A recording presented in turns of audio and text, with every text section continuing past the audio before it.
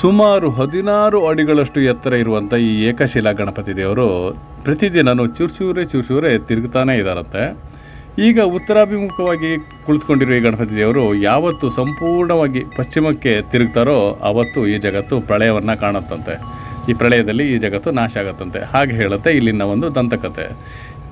ಮೇಲುಕೋಟೆ ಇಂಥ ಹಲವಾರು ವಿಭಿನ್ನವಾದ ವಿಶಿಷ್ಟವಾದ ವಿಷಯಗಳನ್ನು ತನ್ನ ಗರ್ಭದಲ್ಲಿ ಅಡಗಿಸಿಕೊಂಡಿದೆ. ಅವನ್ನೆಲ್ಲವನ್ನು ನೀವು ತಿಳ್ಕೊಬೇಕು ಅಂತಂದರೆ ನಮ್ಮ ಆಶ್ಚರ್ಯ ಕನ್ನಡ ಈ ಯೂಟ್ಯೂಬ್ ಚಾನಲ್ನ ಸಬ್ಸ್ಕ್ರೈಬ್ ಮಾಡಿ, ಅಲ್ಲಿರುವಂಥ ಮೇಲುಕೋಟೆಗೆ ಸಂಬಂಧಪಟ್ಟಂಥ ವಿಡಿಯೋನ ನೋಡಿ.